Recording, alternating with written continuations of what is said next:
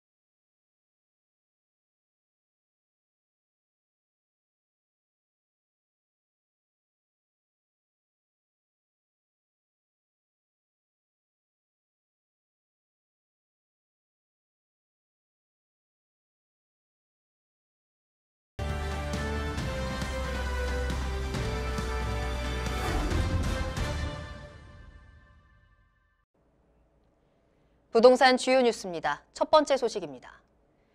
서울 목동의 6개 단지 15,000가구가 안전진단을 최종 통과했습니다. 개정된 재건축 방안이 적용되면서 서울 내에서도 안전진단을 통과한 아파트가 잇따르고 정밀 안전진단을 신청하는 단지도 점차 늘고 있는데요. 하지만 이러한 흐름이 재건축 사업 활성화로 이어질지는 미지수입니다. 자세한 내용을 김현진 기자가 취재했습니다. 정부가 최근 재건축 안전진단 규제를 대폭 완화함에 따라 서울 양천구 목동에 자리한 아파트들이 재건축 안전진단을 통과했습니다. 이번에 안전진단을 통과한 목동 아파트 단지는 3단지와 5단지, 7단지 등 총 6개 단지입니다. 목동 1단지와 2단지, 4단지, 8단지, 13단지는 안전진단에서 조건부 재건축 판정을 받았습니다. 이는 지난 5일 국토교통부의 재건축 안전진단 기준 개정 고시가 시행됨에 따라 개정된 규정을 적용한 결과 안전진단 통과 단지가 크게 늘어난 것으로 보입니다. 개정된 규정은 안전진단 평가 항목 중 구조안전성 점수 비중을 50%에서 30%로 줄이고 주거환경과 설비 노후도 점수 비중은 각각 현행 15%와 25%에서 모두 30%로 높이는 것을 골자로 합니다. 재건축에 대한 기대감이 늘어남에 따라 집주인들이 급매물을 걷어들이며 매물이 감소세를 보이고 있습니다. 실제로 아실에 따르면 11일 기준 서울 양천구 목동 아파트 매매 매물은 608건으로 한 달 전보다 13.4%가량 줄었습니다. 다만 재건축 진행까지 소요되는 기간이 길고 기준금리가 여전히 높은 수준을 유지하고 있어 실제 거래 증가로 이어질지는 미지수라는 분석입니다. 목동을 비롯해서 서울 전반적으로 재건축 단지에 활력을 놓을 수 있는 것은 사실이긴 해요. 그래서 집주인들 같은 경우도 매물을 일정하게 걷어들이는 그런 상황이라고 볼 수가 있을 것 같은데 분위기는 좀 많이 변했을지 모르겠지만 그게 거래까지 이어지는 것들은 좀 어렵지 않을까 그렇게 보는 거죠. 안전진단 규제 완화로 그동안 지지부진하던 재건축 사업에 속도가 붙게 된 만큼 향후 사업 추진도 원활하게 이루어질지 관심이 쏠립니다. 뉴스토마토 김현진입니다. 다음 소식입니다.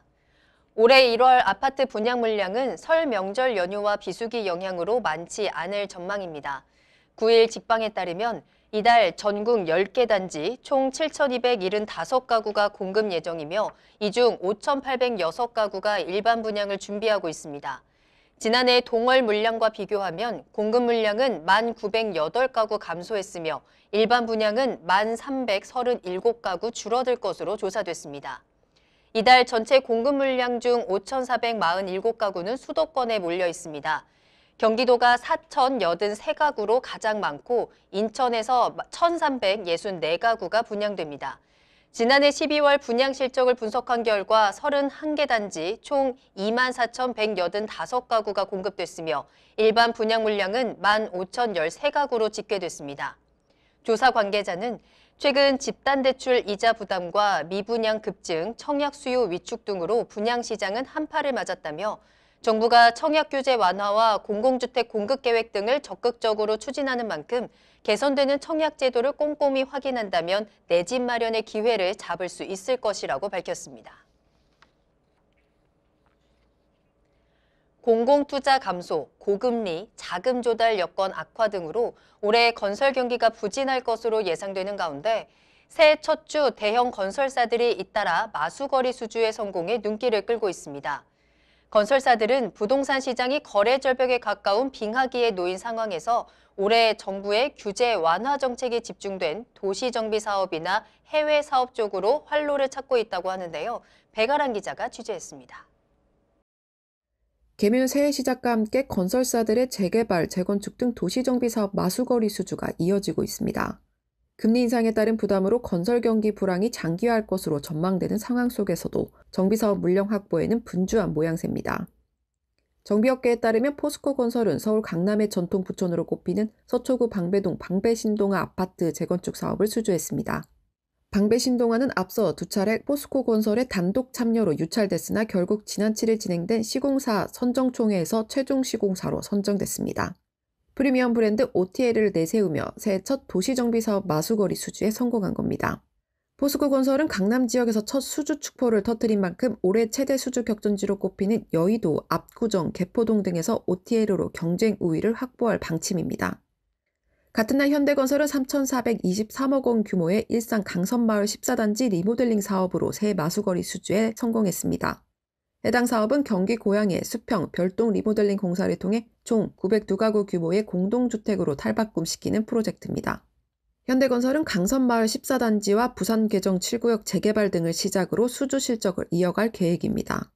이 밖에 DLENC는 약 3,151억 원 규모의 강북 5구역 공공재개발 사업 시공권을 따냈으며 금호건설은 1,838억 원 규모의 현곡 3주공 주택 재건축 정비사업 계약을 체결했습니다.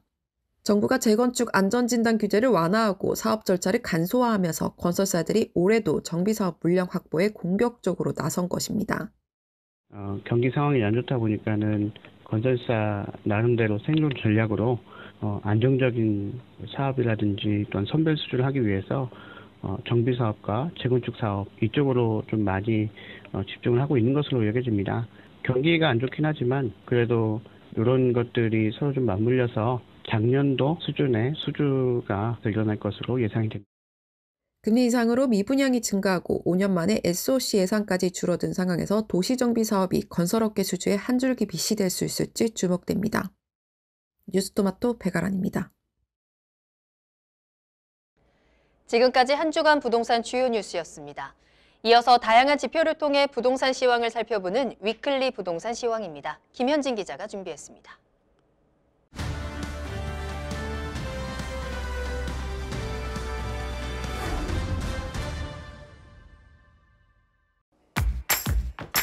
안녕하십니까. 뉴스토마토 김현진 기자입니다. 지표를 토대로 부동산 시장의 주요 흐름을 분석하는 위클리 시황입니다. 정부가 부동산 시장 경착륙 우려에 대비하기 위해 다양한 규제 완화에 나서고 있습니다. 규제 완화로 인해 기대 심리가 커지며 아파트값 하락폭이 둔화되긴 했지만 고금리 기조가 이어지고 있어 매수세가 살아나긴 어려운 상황입니다. 자세한 내용 수치로 살펴보겠습니다. 1월 2주차 전국 아파트 매매 가격은 0.52% 하락하며 전주 하락폭보다 0.13%포인트 축소됐습니다. 이번 주 수도권 아파트 매매 가격은 0.64% 떨어졌습니다. 서울 아파트 매매 가격은 0.45% 하락했습니다. 부동산 규제 완화 대책 발표에 따른 일부 시장 회복 기대 심리로 매물 가격 하락세가 둔화되는 모습이 보이고 있으나 추가 금리 인상 예고와 급매물 중심의 간헐적 매수 문의만 존재하는 관망세가 지속되고 있습니다. 자치구별로 보면 강북 지역에서는 도봉구가 방학동과 쌍문동, 창동 구축단지를 중심으로 0.77% 하락했습니다. 노원구는 중계동과 상계동, 하계동 중소형 평형 위주로 0.7% 떨어졌습니다. 중구는 구도심 내 소규모 단지를 중심으로 0.62% 하락했습니다. 은평구는 응암동과 불광동, 녹번동 대단지 위주로 0.6% 하락했습니다. 강남 지역에서는 강서구가 내발산동, 가양동, 등촌동을 중심으로 0.6% 떨어졌습니다. 금천구는 시흥동과 독산동 주요 단지를 중심으로 0.53% 떨어졌습니다. 구로구는 신도림동과 구로동, 고척동 대단지가 하락을 연이하며 0.44% 하락했습니다. 영등포구는 영등포동과 신길동, 물레동 위주로 0.43% 하락했습니다. 이번에는 서울을 제외한 수도권을 살펴보겠습니다. 경기도 아파트 매매 가격은 전주 대비 0.72% 하락했습니다. 지역별로 보면 광명시가 철산동과 일직동, 광명동 대단지를 중심으로 1.26% 하락했습니다.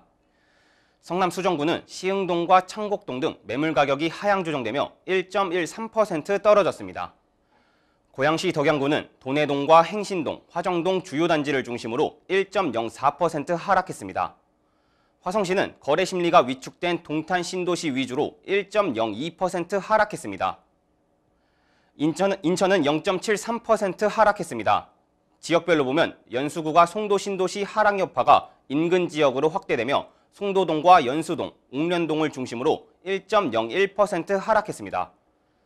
남동구는 논현동과 간석동 대단지 위주로 0.84% 떨어졌습니다.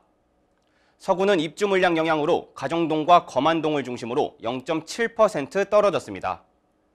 계양구는 작전동과 효성동 구축단지를 중심으로 0.7% 하락했습니다. 수도권의 지방은 0.41% 하락했습니다. 이 중 5대 광역시는 0.5% 하락했습니다. 대구는 0.63% 하락했습니다. 자세히 보면 달성구는 신규 입주 물량 영향이 지속되는 화원읍과 다사읍을 중심으로 0.91% 떨어졌습니다. 달서구는 월성동과 대천동 위주로 0.79% 하락했고 수성구는 옥수동과 시지동을 중심으로 0.73% 떨어졌습니다. 대전은 0.54% 하락했습니다. 자세히 보면 유성구가 성대동과 어은동을 중심으로 0.76% 떨어졌습니다. 대덕구는 읍내동과 연축동 구축단지를 중심으로 0.55% 떨어졌습니다. 중구는 사정동과 목동을 중심으로 0.54% 하락했습니다. 세종은 1.14% 하락했습니다. 거래심리 위축 및 매물적체 현상이 지속되며 어진동과 다정동을 중심으로 하락했습니다. 다음으로 전세 시장을 살펴보겠습니다. 전국 아파트 주간 전세 가격은 0.76% 하락했습니다. 수도권은 1.05% 하락하며 전주 하락폭보다 0.1%포인트 축소됐습니다. 서울은 1.05% 하락했습니다. 매물적체 현상이 장기화됨에 따라 임차인 우위 시장이 지속되는 가운데 봄 이사철 대비 및 일부 학군 이주 수요 문의가 이어지며 하락폭이 축소되는 모습을 보이고 있지만 추세적인 수요 증가로 이어지지 않아 하락세를 지속하고 있습니다. 자치구별로 보면 용산구는 도원동과 산천동, 용문동 주요 단지와 이촌동 구축단지를 중심으로 1.43% 하락했습니다. 성북구는 정릉동과 기름동 대단지 위주로 1.17% 떨어졌습니다. 노원구는 중계동과 상계동, 공릉동을 중심으로 1.16% 하락했습니다. 서대문구는 남과자동과 홍제동, 홍은동을 중심으로 1.11% 떨어졌습니다. 도봉구는 방학동과 쌍문동, 창동 위주로 1% 하락했습니다. 강남 지역에서는 양천구가 목동과 신정동 주요 단지를 중심으로 1.65% 떨어졌습니다. 강서구는 내발산동과 화곡동, 염창동 대단지를 중심으로 1.2% 하락했습니다. 강동구는 암사동과 고덕동, 천호동 위주로 1.18% 떨어졌습니다.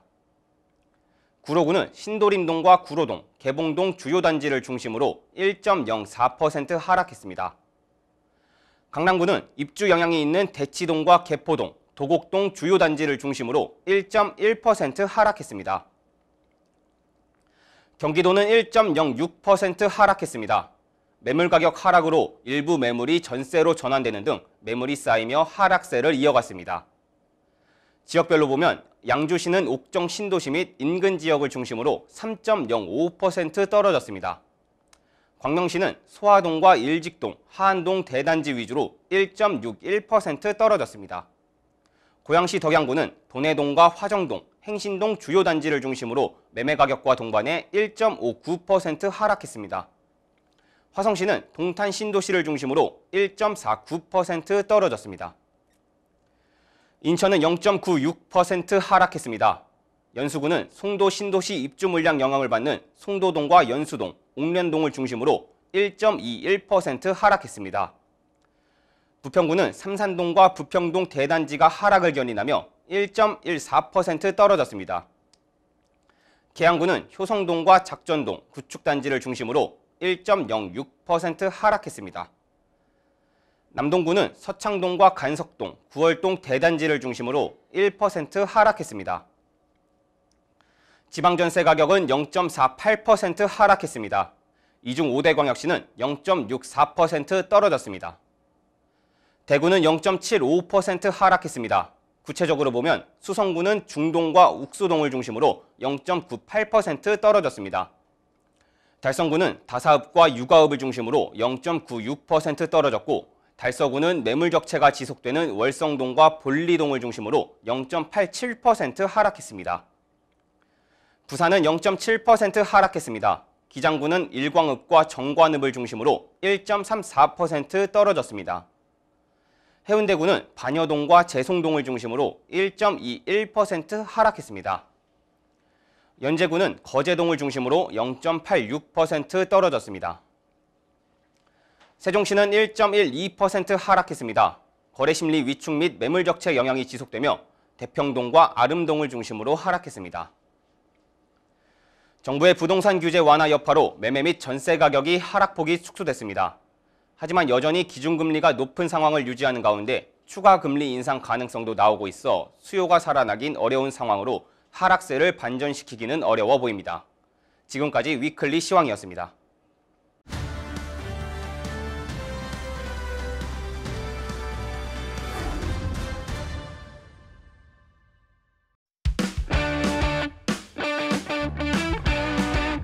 이번 주 주요 청약 정보를 확인하는 청약 캘린더 시간입니다. 오늘 김현진 기자와 함께 화제가 되는 청약 단지 살펴보겠습니다.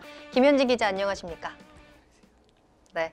자, 이번 주에 화제가 되는 청약 단지는 어디부터 살펴볼까요? 네, 이번 주는 설명절을 앞두고 있을 뿐 아니라 계절적 비수기 영향으로 분양은 많지 않을 전망이지만 경기와 인천 등 수도권에서 분양이 진행될 예정입니다.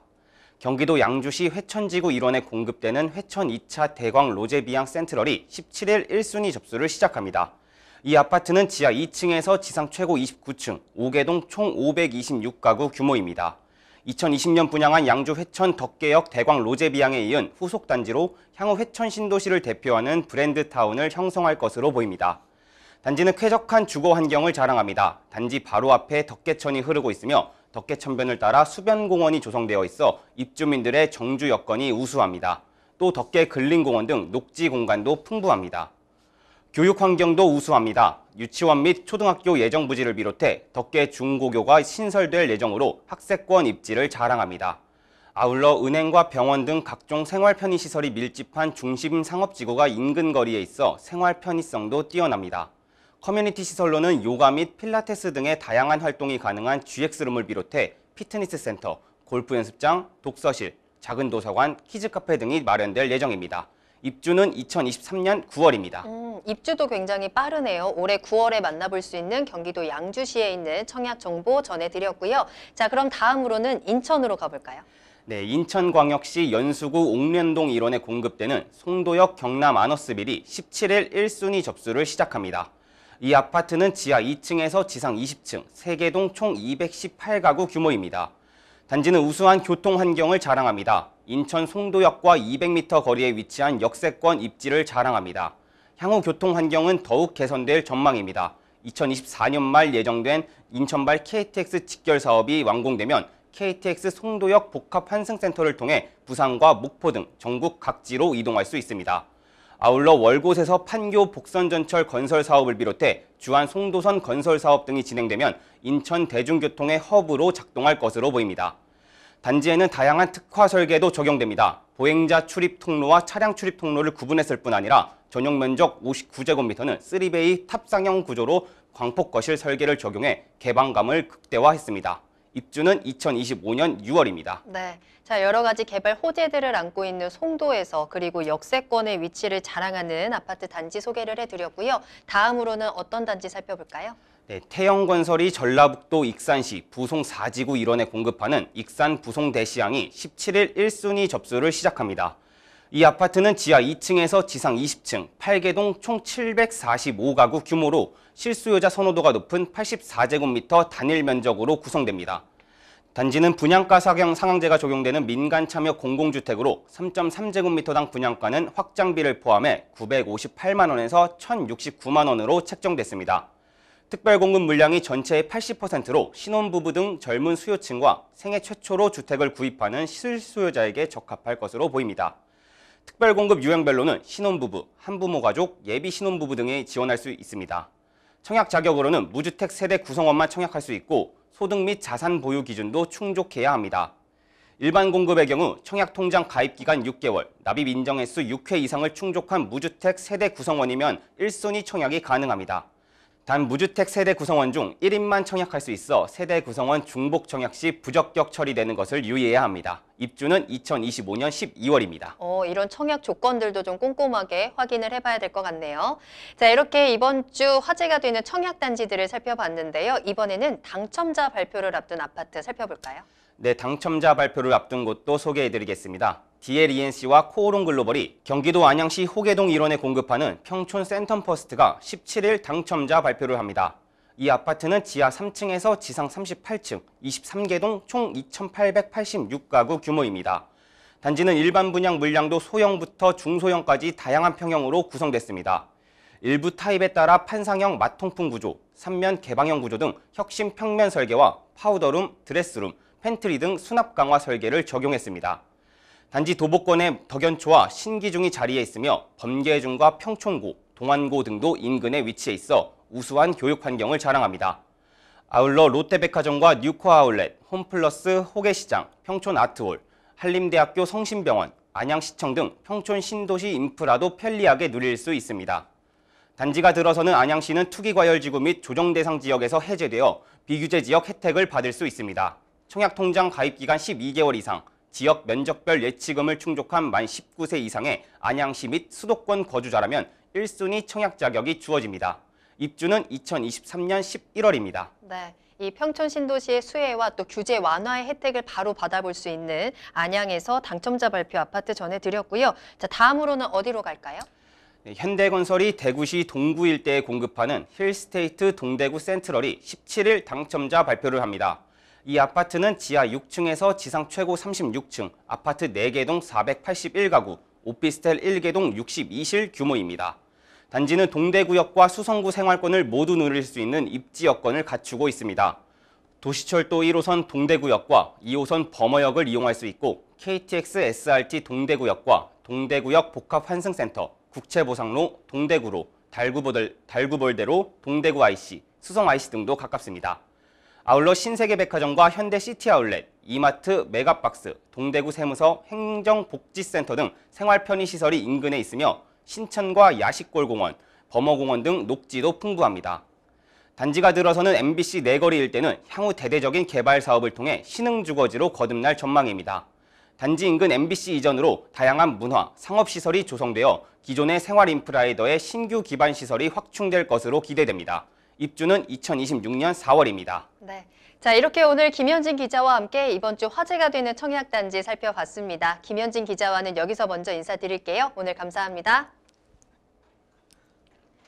네, 앞서 말씀드린 대로 설 연휴를 앞두고 또 비수기인 만큼 청약 물량이 많지는 않지만 그래도 수도권에서 또 굵직한 단지들이 기다리고 있습니다. 양보다는 질로 승부하는 이번 주가 될 것 같은데요. 오늘 저희가 전해드린 내용들 잘 참고하셔서 좋은 기회 잡아보시길 바라겠고요. 따뜻한 설 연휴도 보내시기 바라겠습니다.